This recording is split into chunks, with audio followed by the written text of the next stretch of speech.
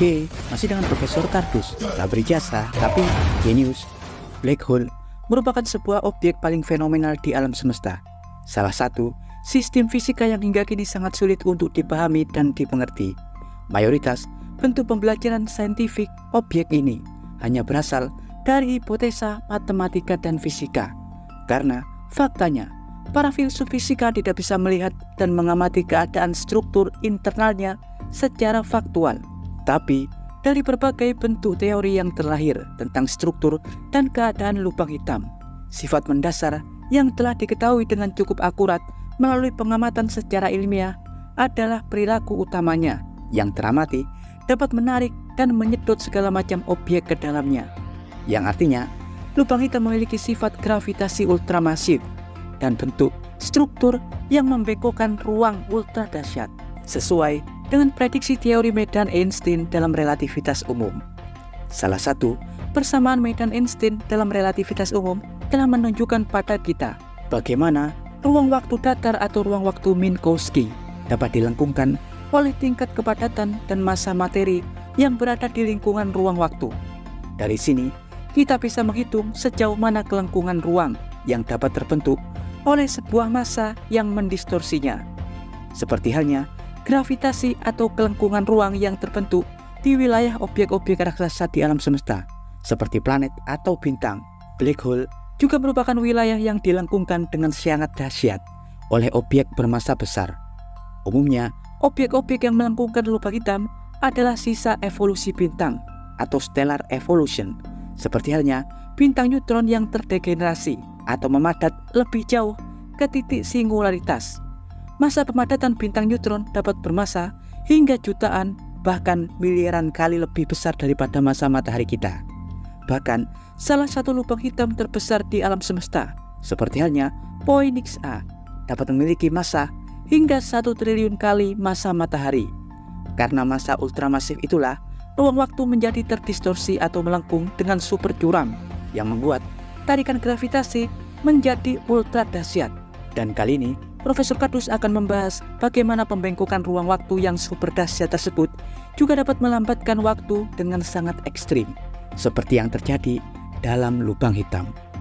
Ya, tahukah Anda, segala peristiwa time dilation, pelebaran waktu, dan perlambatan waktu di alam semesta ini, salah satunya pada lubang hitam tak bisa dilepaskan dengan keterkaitan perilaku cahaya yang berinteraksi dan bergerak di alam semesta, seperti yang telah dijelaskan dengan akurat melalui teori relativitas khusus. Seperti yang sering Profesor Kardus katakan, bahwa alam semesta kita merupakan wilayah ruang waktu atau space-time, 3 dimensi ruang dan 1 dimensi waktu. Relativitas khusus memasukkan dimensi waktu dalam keadaan ruang, karena pada hakikatnya, alam semesta tumbuh dalam aliran waktu. Sejak pertama kali tercipta 13,8 miliar tahun yang lalu dalam ledakan Big Bang, hingga terus berekspansi dan mengembang dari masa lalu hingga ke masa kini. Perilakunya bersifat kausalitas sebab akibat, di mana keadaan masa lalu atau sebab akan mempengaruhi keadaan masa depan atau akibat. Untuk memahaminya, kalian wajib tahu bagaimana diagram kerucut cahaya atau light cone mengalir dalam ruang dan melaju ke masa depan. Ya, cahaya merupakan faktor terpenting untuk menjelaskan aliran waktu, karena faktanya cahaya merupakan entitas tercepat di alam semesta ini, yang artinya sebenarnya seluruh keadaan objek dan materi di ruang waktu alam semesta ini berada di dalam sistem yang disebut gelembung cahaya. Seperti yang kita tahu, alam semesta terbentuk dari pancaran ledakan Big Bang yang memancarkan aliran foton atau cahaya ke masa depan, berbentuk layaknya kerucut dan terus mengembang bersama aliran waktu. Karena cahaya merupakan kecepatan tertinggi dan mustahil objek bermassa untuk keluar dari keadaan kerucut tersebut. Kerucut ini melebar dari masa lalu ke masa depan. Setiap sisi kerucut ini memiliki sudut mutlak 45 derajat. Dalam sudut ini akan terukur dengan akurat jarak yang dapat ditempuh cahaya. Dalam 1 tahun waktu berjalan, pelebaran kerucut akan berjarak 1 tahun cahaya. Ya, kerucut ini mengembang dalam aliran waktu. Manusia dalam beraktivitas di alam semesta ini juga akan mengikuti jalur yang tetap ke masa depan dan mustahil untuk keluar dari kerucut ini. Dari kerucut ini pula, kita dapat memahami keterikatan waktu dan ruang. pada sebuah ruang, kita dapat beraktivitas ke segala arah, berbalik, berputar, dan sebagainya.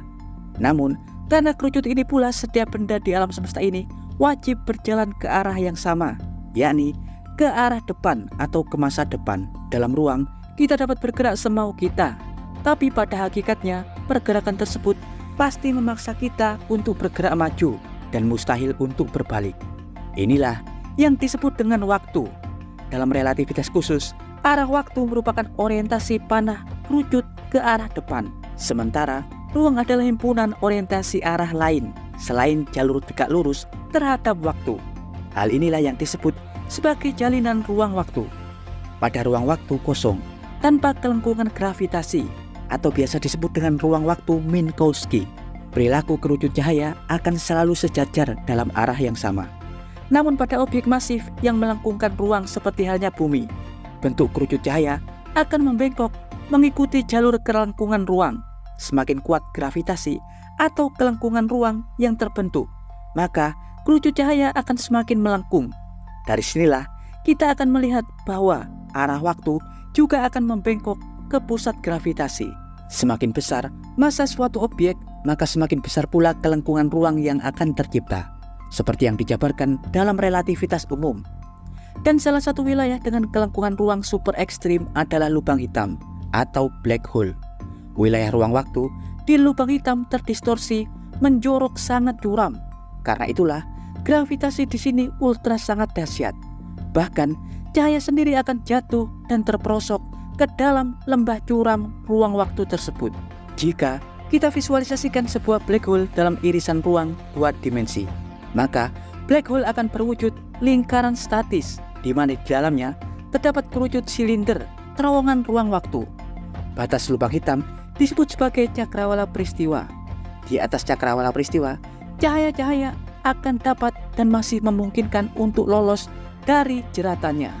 Tapi di wilayah cakrawala peristiwa dan di dalamnya, semua cahaya akan tertangkap, terjebak, dan memaksanya untuk terseret ke dalam wilayah singularitas. Hal ini juga berlaku dengan kerucut cahaya. Dalam lubang hitam, kerucut cahaya tak lagi menghadap ke depan, termasuk arah waktu yang menyertainya. Bahkan, saking kuatnya gravitasi atau kelengkungan ruang, arah kerucut cahaya dapat terbalik dengan ekstrim, mengarah ke singularitas atau ke pusat lubang hitam, termasuk arah waktu pada kerucut tersebut. Di sini, kita bisa jabarkan jika kita bandingkan pada wilayah ruang normal tanpa pengaruh gravitasi kuat. Pastinya, arah waktu kerucut cahaya pasti akan menghadap ke arah depan dengan normal, yang artinya aliran waktu akan berjalan normal.